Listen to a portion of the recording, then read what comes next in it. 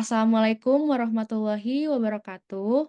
Perkenalkan, kami dari kelompok 5, kelas BP2, ingin mempresentasikan hasil proyek PJBL KAA kami, yaitu aplikasi kasir berbasis web. Boleh di next?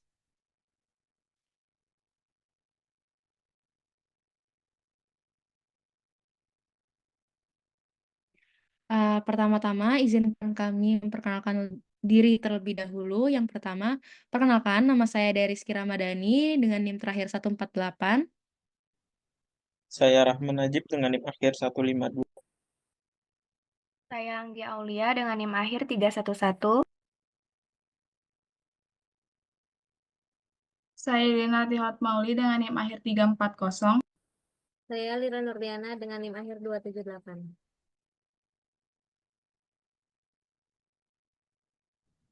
Yang pertama itu, aplikasi kasir berbasis web adalah sebuah sistem yang dirancang untuk membantu pengelolaan transaksi penjualan, inventaris, dan laporan keuangan secara efisien melalui browser web.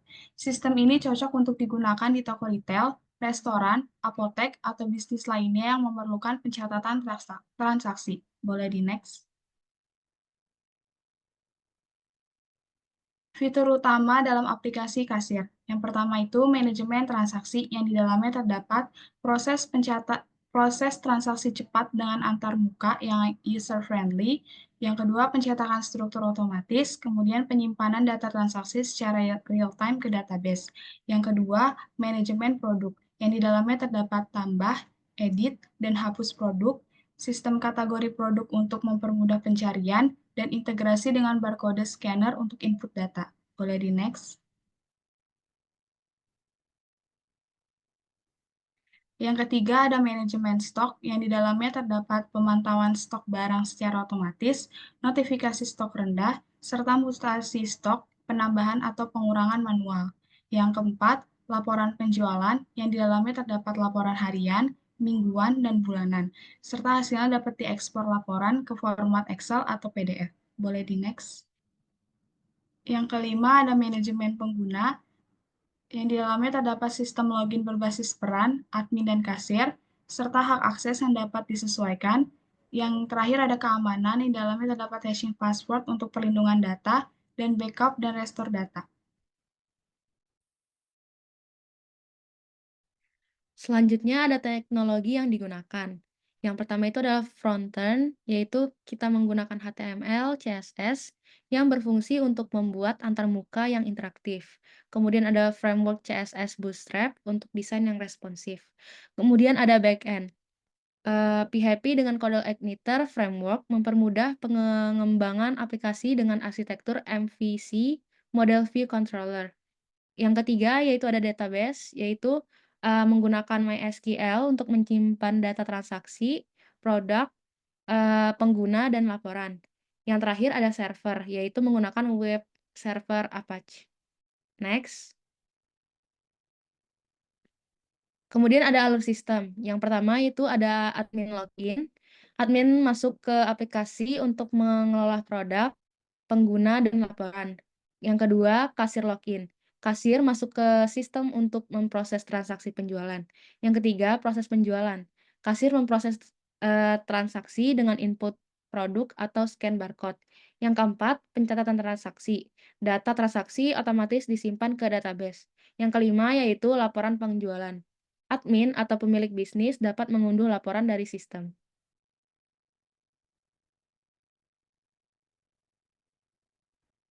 Selanjutnya, kita masuk ke tampilan login dan juga logout dari aplikasi ini.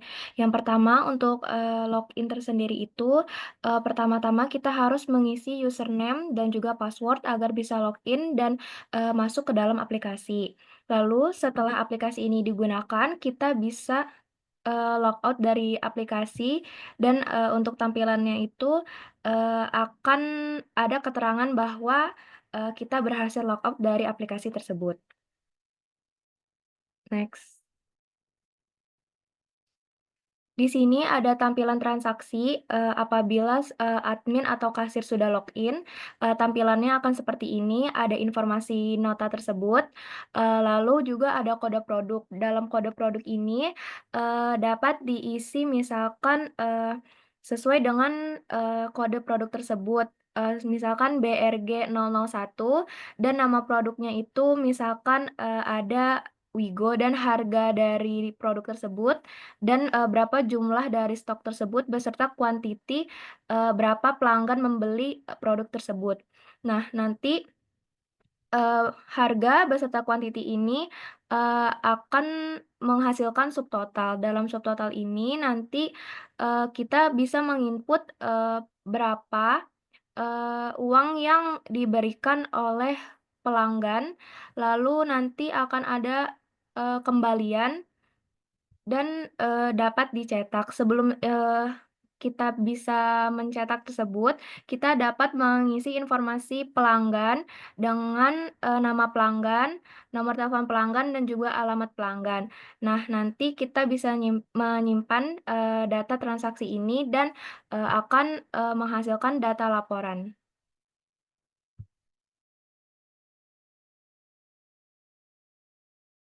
Oke, selanjutnya di sini ada tampilan data produk. Tadi sudah dijelaskan oleh Anggi di transaksi. Nah, di sini tuh bisa lihat untuk nama-nama produk yang dibeli oleh pelanggan. Nah, misalkan di sini ada nomor 1, yang tadi sudah Anggi jelaskan, kode produknya ada BRG 001, kemudian nama produknya Wigo, dan kategorinya misalkan dia perabotan. Kemudian di sini tuh ada stok yang ada di gudangnya berapa, dan di sini ada harga modal, jadi harga persatuannya. Nah, harga jualnya yang dijual oleh toko kelompok 5 ini adalah 24.000. Nah, untuk tanggal input di sini menyesuaikan dengan tanggal pembeliannya. Kemudian di sini ada opsi juga, ada edit. Jika misalkan dari usernya itu terdapat kesalahan input, dan juga terdapat opsi hapus jika memang data-data tersebut tidak diperlukan. Nah, kemudian di sini juga ada fitur tambah produk juga. Tambah produk sama seperti ini, seperti nomor 1 dan 2. Kemudian boleh di next.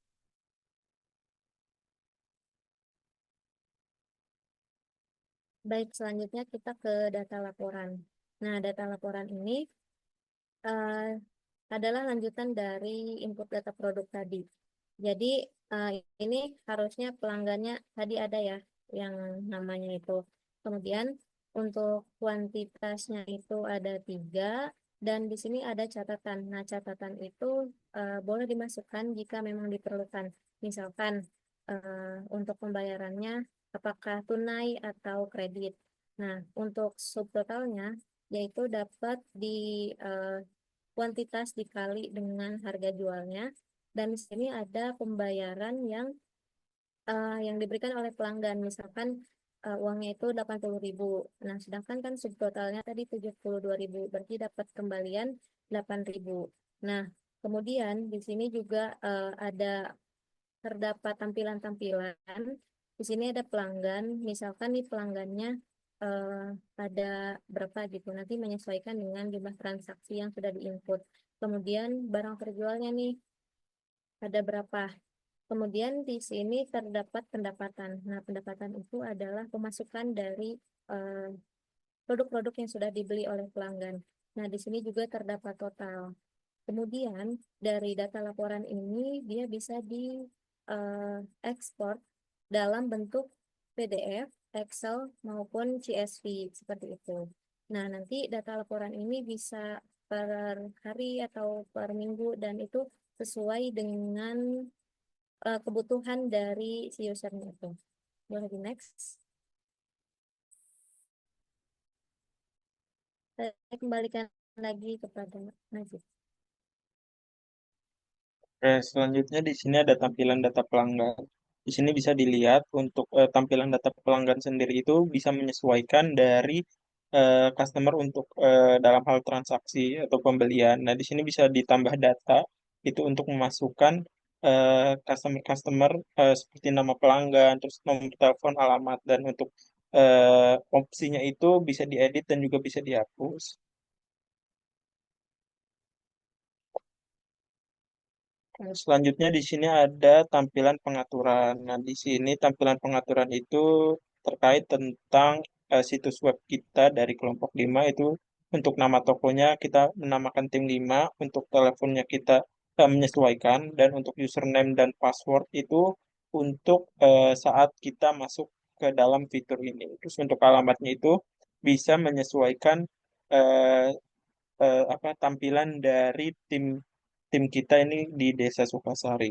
Dan itu untuk semisal ada yang kesalahan, nanti bisa melakukan update dan itu bakal ke-update dari situs web ini sendiri. Saya akan saya dan kelompok akan mencoba terkait situs web yang sudah kami buat. Yang pertama, kita masuk ke dalam username. Untuk username sendiri, kita admin, dan untuk passwordnya itu admin 1. Nah, kita pencet login, nanti bakal masuk ke dalam situs atau web yang sudah kita buat. Untuk pertama, kita melakukan eh, kode produk. Untuk kode produk, kita bisa menyesuaikan produk yang kita buat sendiri. Itu ada BRG001 atau BRG002. Nah, untuk nama produknya itu kita bisa menyesuaikan. Di sini kita memasukkan yaitu barang sebuah mainan dengan harga 27 dan stok 62. Untuk kuantitinya itu adalah penjual, di mana customer membeli barang dari eh, perusahaan atau kasir dari kita. Untuk subtotalnya nanti itu bakal ke otomatis, yaitu sebesar 390.000. Nah, di sini untuk pembayarannya itu, misal kita, si customer itu menggunakan uang 400.000. Nanti itu kembaliannya adalah sebesar 10.000. Nah, nanti sebelum kita itu masukkan ke dalam informasi pelanggan. Pelanggan di sini kita menggunakan Kia dan teleponnya bisa menyesuaikan dan alamatnya. Setelah itu bisa ke fitur cetak. Cetak itu untuk eh, receipt atau nota yang dimana kita akan mengasih ke customer itu. Kalau misalkan mau dicetak, kita pencet print. Sebelum masuk ke print, itu kita bakal simpan data yang sudah kita buat. Nanti dari situ bakal masuk ke data laporan. Nah, di sini data laporan itu bisa dilihat paling bawah nomor 4 itu sudah masuk sebesar 390 dan pembayarannya itu menggunakan 400. Nah, untuk catatannya itu bisa opsional, tergantung customernya mau bayar cash ataupun tunai, cash, QRIS ataupun kartu debit, itu bisa menyesuaikan. Dan nanti untuk ekspor PDF ini adalah eh, bisa langsung bagaimana si perusahaan ini bisa melihat data laporan misalkan dalam waktu sebulan, seminggu, ataupun per hari. Situ kita bisa save untuk bisa tahu data laporan kita. Selanjutnya masuk ke pelanggan. Nah, di pelanggan sini itu kita masukin nama pelanggan itu Kia, dan untuk tambah datanya itu bisa menyesuaikan para para pelanggan atau customer yang akan membeli di toko. Misalkan kita masukin Dea dan nomor teleponnya menyesuaikan segala macam. Terus, oke, bisa dilihat dan langsung kita simpan, maka berhasil menambahkan data di sini dengan nama pelanggan yaitu Dea. Selanjutnya ke pengaturan. Nah, di sini itu bisa kita lihat bahwa account setting atau pengaturan itu untuk memasuki web atau tampilan web yang bisa menyesuaikan dari itu, dari si web ini. Terus kita bisa pencet update, itu nanti otomatis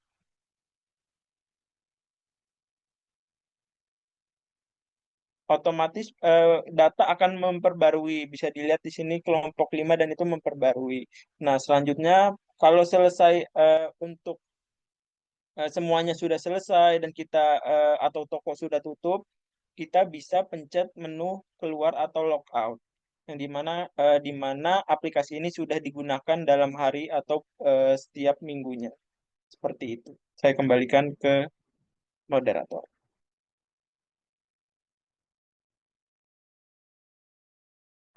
Terima kasih atas perhatiannya. Kami tutup presentasi ini. Wassalamualaikum warahmatullahi wabarakatuh.